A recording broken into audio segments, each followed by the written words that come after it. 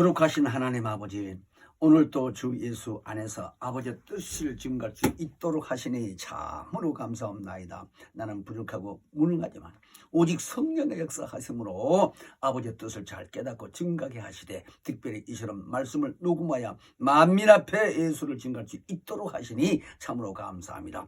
아버지, 진실로 녹음을 마치는 시간까지 하나님 거룩하신 그 영감으로 충만케 역사하여 주시기를 간절히 빌며 예수 이름 받들어 기도합나이다. 아멘.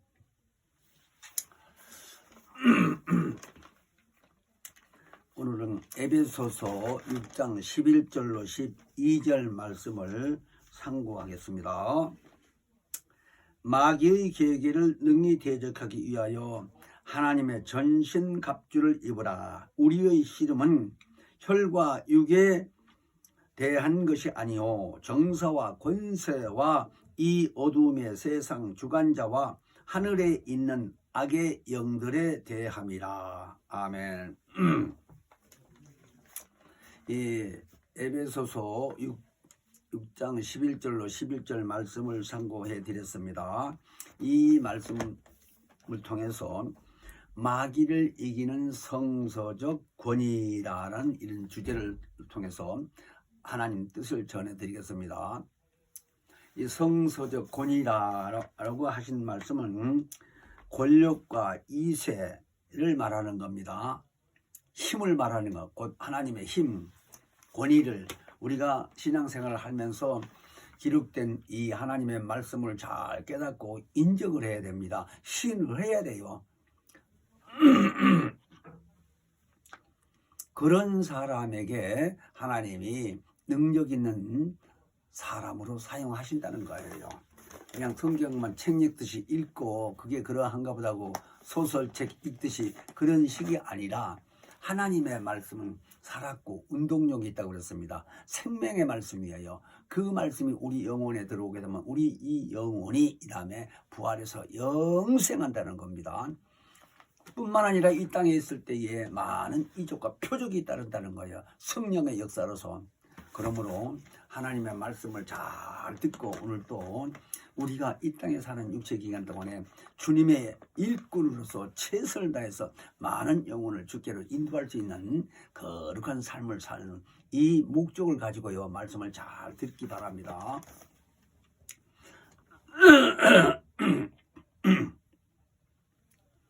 하나님은 우리에게 성령을 주셨습니다.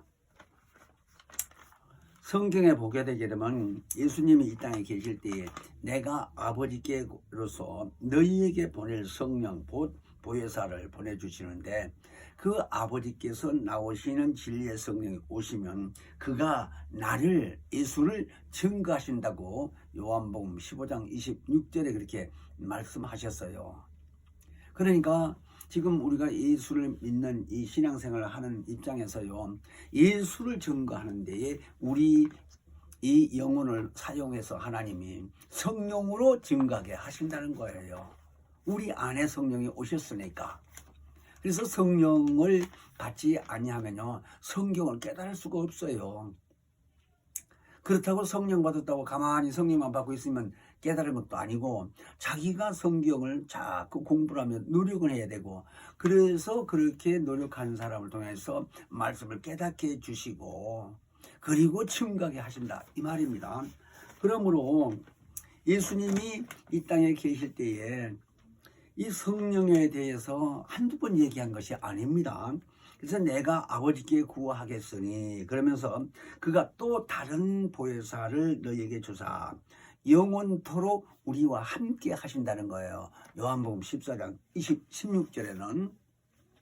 그러니까 요한복음 내용에서 보면 성령의 얘기를 많이 했어요. 다른 복음서보다도 요한복음에 보면요, 성령의 얘기를 많이 하셨어요. 그 의미가 참 깊습니다.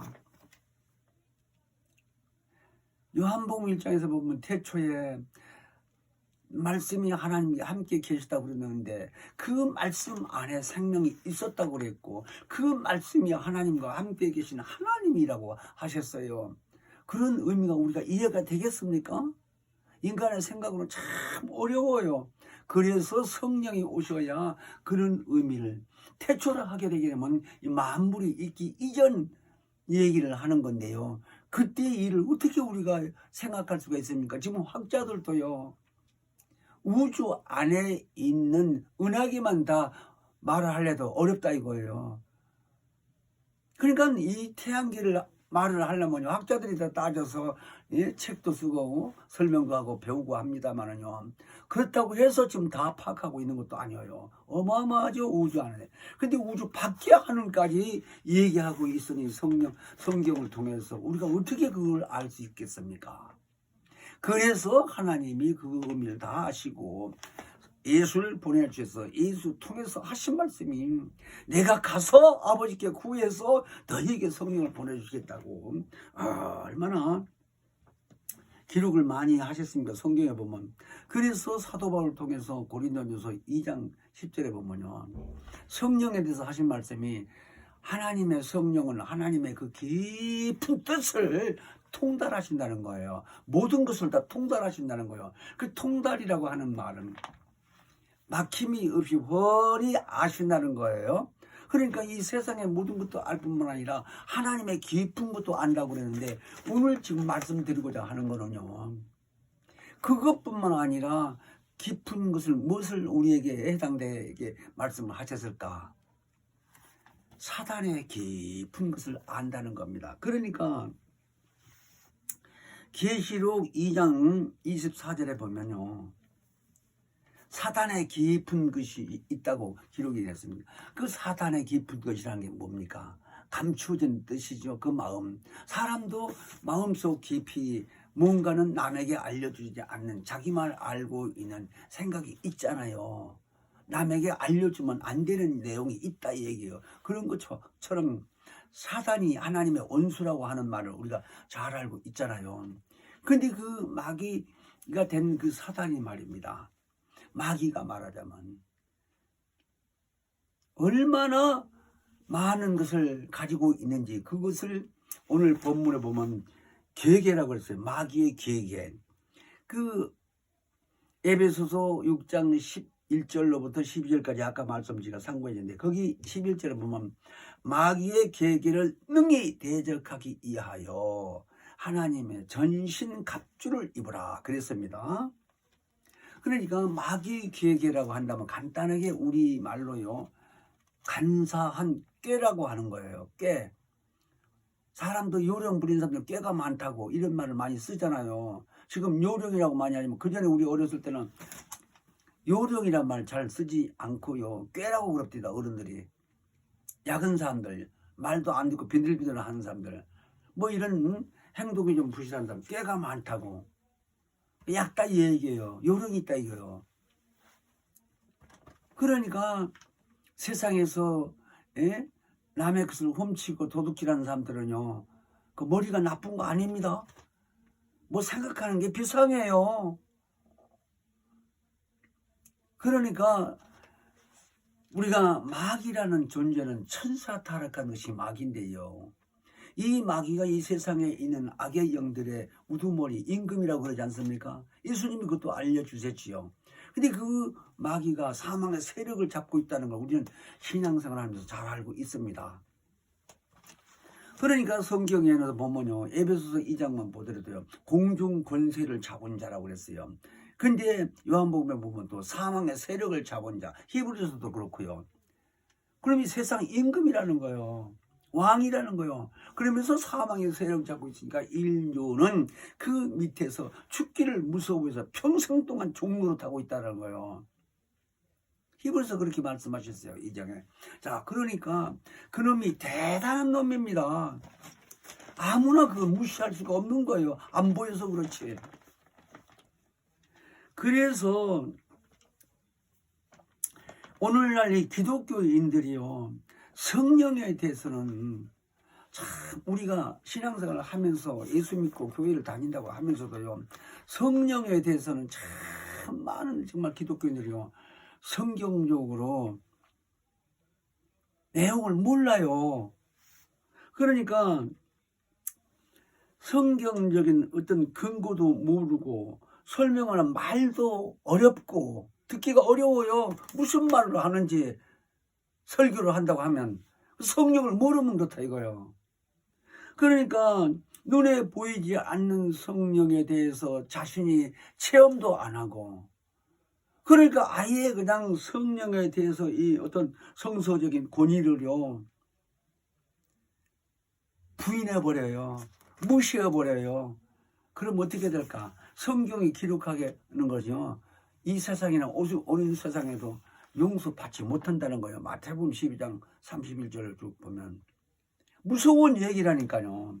그러니까 예수가 오기 전에 하나님이 이 모든 일을 계획하시고 마침내 예수가 오셔서 인류 위해서 죄를 대신하시고 피 흘려 죽으시고 또 부활시켜서 성천하시게 하시고, 그리고 끝나는 게 아니라 그 이름으로 예수가 아버지께 구해서 성령을 보내주셔서 예수 하신 일, 아니 더 나가서 하나님의 스스로 계셨을 때 그 대초에 하시던 이 모든 계획을 다 알게 하시고 그걸 기록하는 성경을 통해서 우리로 하여금 능히 깨닫고 알게 했다는 거예요. 그래서 믿게 했다는 거예요.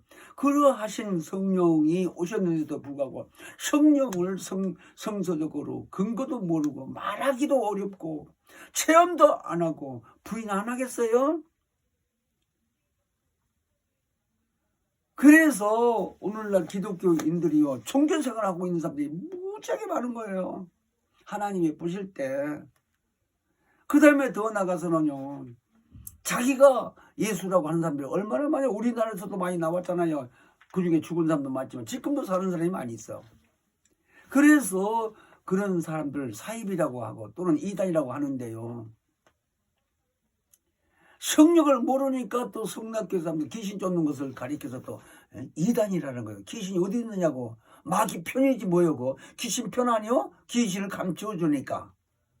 편이 맞잖아요. 그럼 함께 죽을 수밖에, 함께 지옥에 갈 수밖에 없는 거예요, 마귀하고. 그것도 예수 믿는다고 교회 다니는 사람들이. 어째서 귀신 쫓는 것이 이단입니까? 그럼 귀신 쫓는 거 누가 먼저 쫓았어요? 이 세상에서 예수님이 가장 먼저 쫓고 또 가르쳐주고 그랬잖아요. 그리고 성령 보내주시면 지금 예수님 가르쳐주신 말씀이 그랬어요. 마태복음 12장 28절에 보면 내가 성령에 힘입어 귀신 쫓아내는 것이면 하나님 나라가 이미 너에게 임했다라고까지 말씀하신 거예요. 뿐만 아니라 그분이 십자가에 달려 죽으신 후에 3일 만에 부활하셨다고 그랬죠. 근데 부활하신 예수가 부활하시고 직접 하늘에 올라가신 게 아니라 사도행전 1장 4절에 보면요 40일 동안 계셨다고 그러는 겁니다. 그런데 올라가시기 직전에도 하신 말씀이 너희는 예루살렘을 떠나지 말고 기다려라. 내게 들은 바 아버지께서 약속하신 것을 기다리라 그런 거예요. 그럼 아버지가 언제 약속하셨으며 예수가 무엇을 말씀하셨는 거예요? 먼저 예수가 말씀하신 내용은요 요한복음에 보게 되게 되면요 성령 오신다는 말씀을 많이 하셨어요. 수차례 하셨어요. 그래서 방금 말씀드린 것처럼 부활해서 성천하기 전에 예루살렘 옆에 그 산에서 성천하시는데 감난산이라고 써졌어요. 사도행전 1장에 보면 그 감난선이 예루살렘 바로 옆에가 있다라는 거예요. 그러니까 예루살렘의 동네에 있는 우리 남산이 있던 것처럼 서울에. 그렇게 생각하면 쉽죠. 근데 거기서 한 500여 명이 모였다고 그랬는데 사도행전에 보면요. 근데 그분들 앞에서 아주 담대하게 말씀하신 게 글쎄요. 너희는 이 예루살렘을 떠나지 말고 내게 들은 바 아버지께서 약속하신 것을 기다려라 라고 얘기를 하신 거예요. 사도행전 4장 1장 4절부터 5절 보면 그렇게 말씀하신 거예요. 그때 모인 사람이 한 500여 명 모였다는 거예요.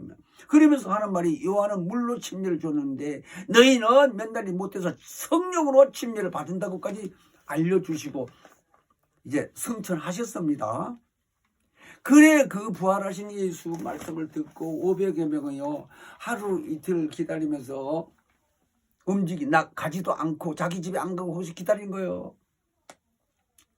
그런데 일주일이 지나도 안 와. 8일이 지나도 안 와. 9일이 지나. 그러니까 그 당시에 안식일을 지키지 아니하면 죽임을 당하는 시대였어요. 율법 시대였기 때문에. 그러니까 안식일 때문에 가는 사람도 있고 지쳐서도 가는 사람도 있고 그랬을 거 아니에요. 그래서 다 한 사람 두 사람 빠져나가고 하는데 결론은 120명만 남았다. 그러니까 500명 중에 120명만 남아서 380명은 되도록 한 거죠. 그런데 그 120명 남은 중에서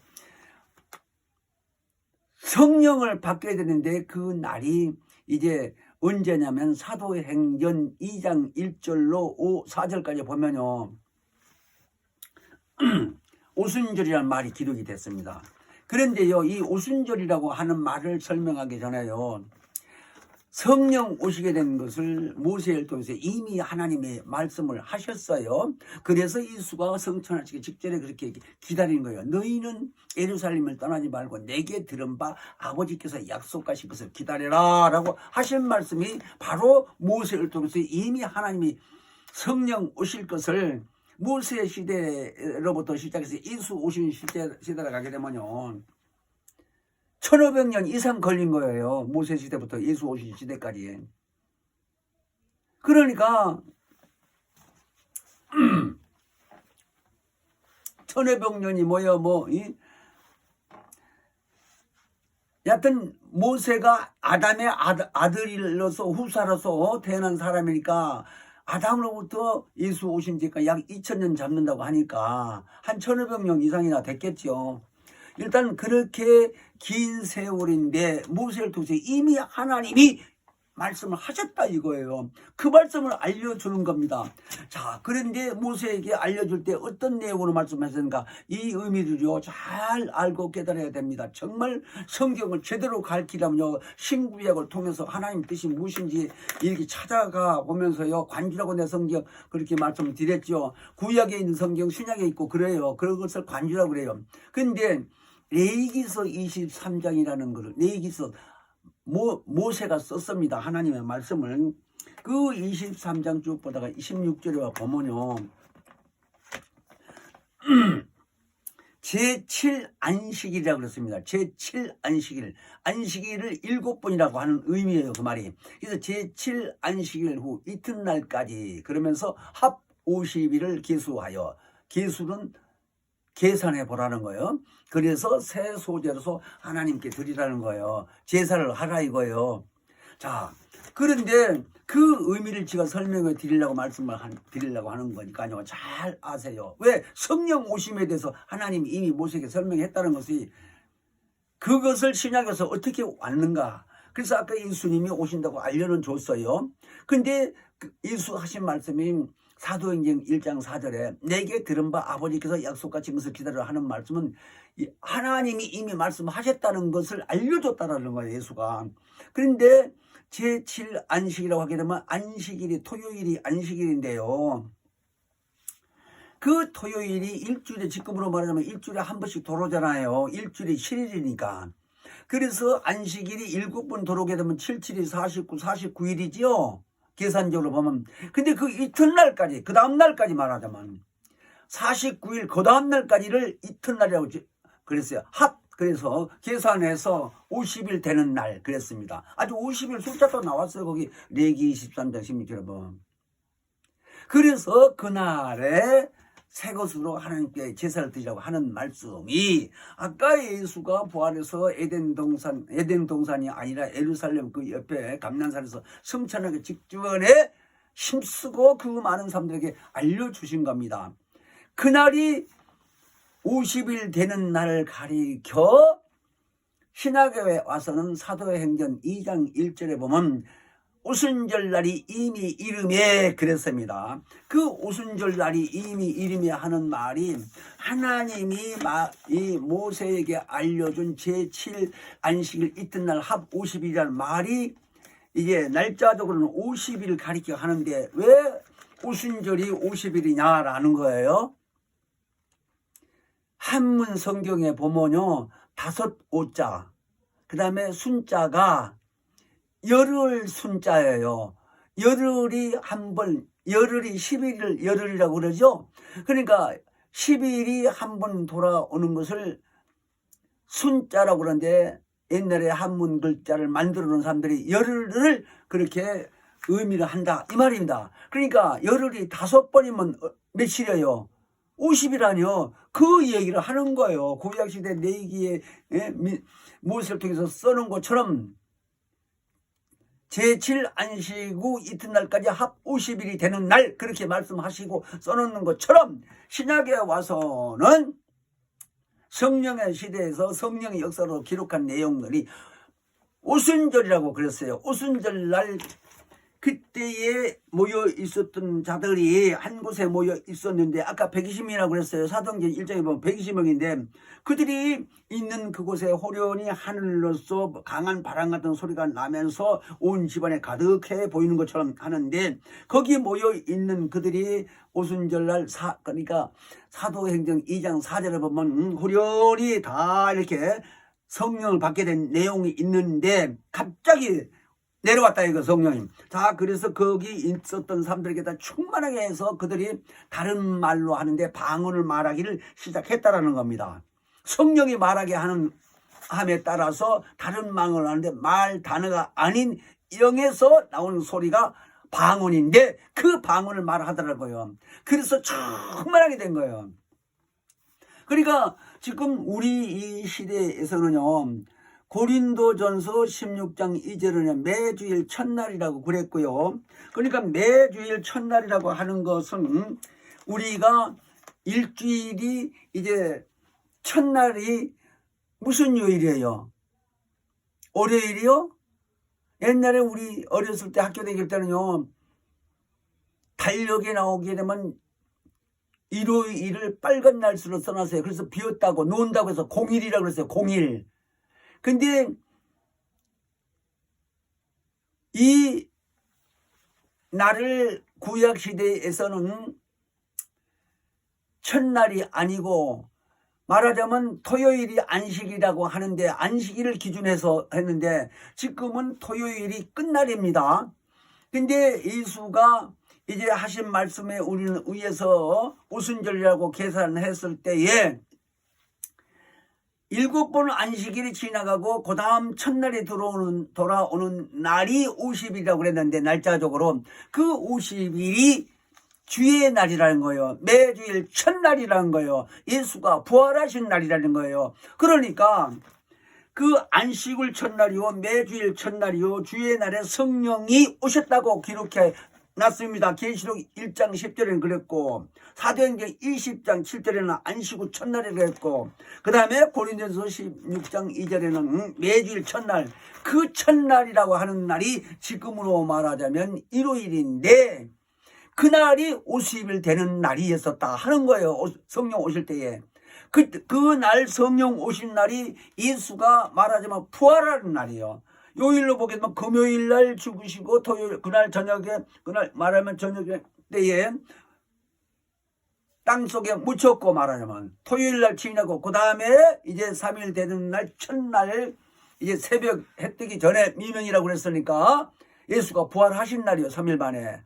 그러니까 24시간으로 해서 3일이 안 됐을 줄 몰라도 날짜로 3일이죠. 그래서 부활하신 날이 바로 제7 안식후 이튿날까지 합 50일 되는 날이 예수가 부활한 날이라. 그것을 이미 하나님이 구약시대에 모세에게도 알려주고 그 부활한 날짜에 성령이 오신다는 걸 예수님이 알려주신 거 가신 거예요. 그러더니 요한복음 7장 39절에는요 예수께서 아직 영광을 받지 못하신 거로 성령이 아직 저희에게 계시지 아니하시더라고 기록되어 있습니다. 그러니까 성령이 오심으로 예수가 부활에 가심으로 영광 받으신 것을 알 수 있지 않느냐 이거 답이.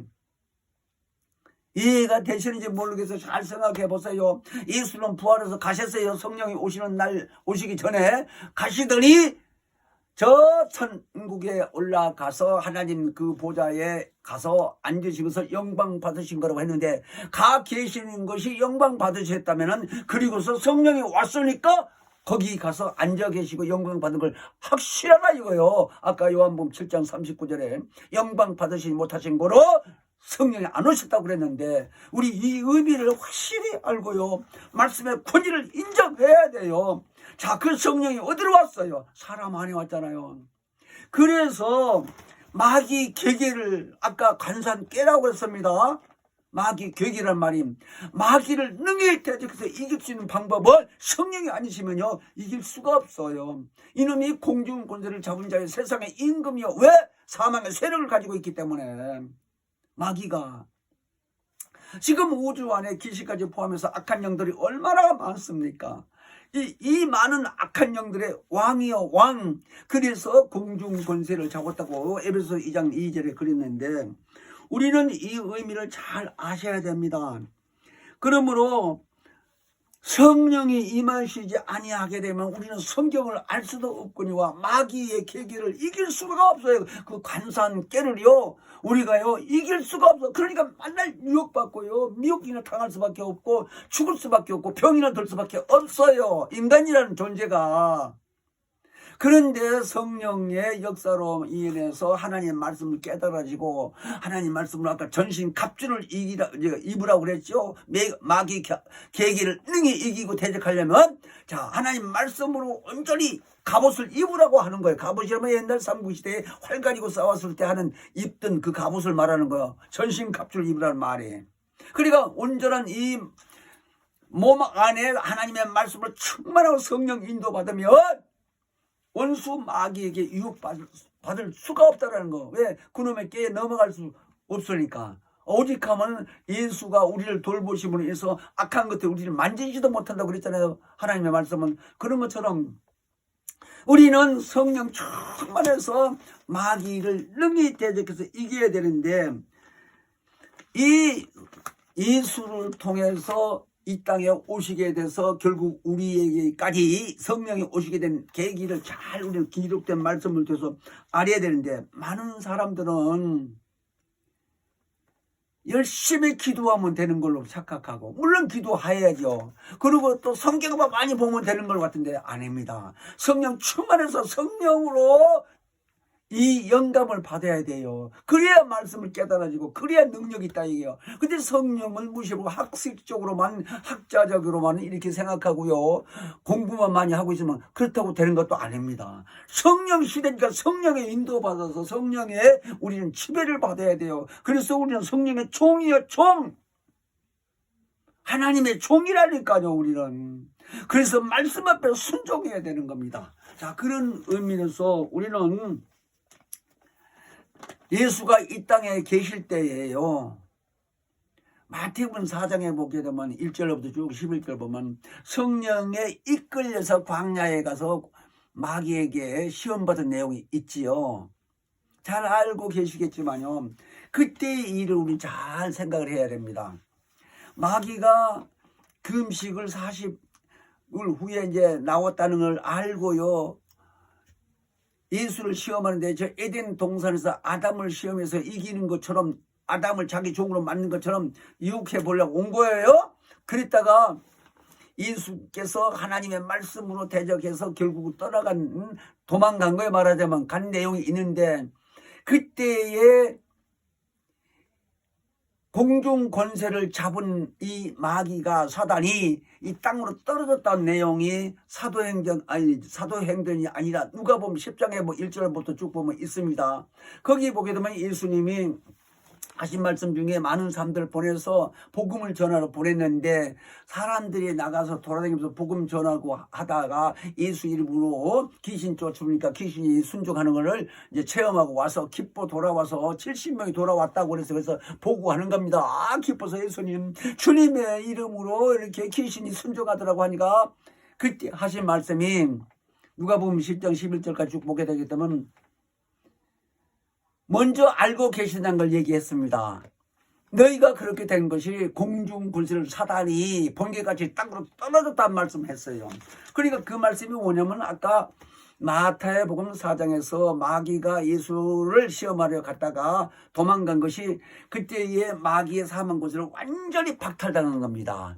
그리고 저 하늘에서 그 보좌에서 불의가 드러난 것을 완전히 정죄가 돼 심판됐다 이 말이에요. 이제 나머지가 형벌 받을 수 있는 지옥만 가면 되는데 지옥은 세상 끝에 있을 것이니까 아직 지옥에는 안 가고 이 음부 안에 그저 돌아다니면서 거짓말하고 다니는 겁니다. 이놈은. 자 그런데 왜 이 얘기를 하느냐 하면 성경에 이 얘기를 하기로요. 구약 성경에 창세기 22장에 보게 되면 그 전부터 쭉 보게 되면 아브라함이 이제 고향을 떠나서 하나님 말씀에 순종해서 이제 가는 내용이 쭉 있으면서 22장에 보게 되면 100세가 된 그 할아버지가 자기 부인 90세의 아사라의 90세 아들 낳은 아들이 이삭이죠. 이삭을 또 이렇게 잘하니까 하나님이 모리아 산에 가서 번제로 드리려고 하니까 그 말씀까지도 순종했던 거 아브라함이 대단한 사람 아닙니까? 믿음이. 자, 그런데 그때의 창세기 22장 17절까지 쭉 보게 되면 거기에 보면 그 인정을 한 아브라함을 시험을 해보고서 인정을 하는 그 입장에서 야, 너는 이제 네 후손이 하늘의 별과 같이 땅의 모래처럼 이렇게 번성도 될 뿐만 아니라 간단하게 얘기해서 네 후손을 통해서 네 씨를 통해서 말하자면 대적의 문을 얻는다고 그랬습니다. 17절에 22장 17절에 창세기. 그것이 뭐냐? 아브라함의 후손을 통해서 마귀를 만날 수 있는 그 씨가 내 후손에서 나온다. 이 말씀인데 그 말이 곧 요셉이나 마리아를 통해서 예수가 온다는 내용을 이미 말씀해 주시는 거예요. 아브라함에게 하나님이. 그러더니 마리아를 통해서 예수가 이 땅에 오셔가지고 그 예수가 광야에서 아까 말씀드린 대로 마귀를 만나서 시험하고 마귀가 공중원설을 잡은 그 권세가 있던 게 완전히 박탈되고 땅에 떨어져서 지금 도둑놈처럼 왔다 갔다 하면서 거짓말을 한다고요. 그런데 아직도 이 음부 안에 있기 때문에 우리가 그놈한테 이기려면 하나님의 말씀으로 전신갑주를 입지 아니하고서는 그놈의 그 관산깨를 이길 수가 없다라는 거예요. 그래서 하나님의 말씀으로 우리는 전신갑주를 입어야 되는데 이런 의미를 잘 알고 하나님의 말씀에 권위를 두셔야 됩니다. 괜히 알지 내용도 보고 어찌 왜 때 아니 내가 내 마음대로 사는 것이 왜 그 말씀에 성경 말씀에 순종을 해도 권위도 이렇게 생각할 수도 있겠지만요. 그렇지 않습니다. 하나님 말씀은 살았고 운동력이 있다고 그랬습니다. 그러니까 살아있는 이 말씀이 우리 영과 혼과 골수와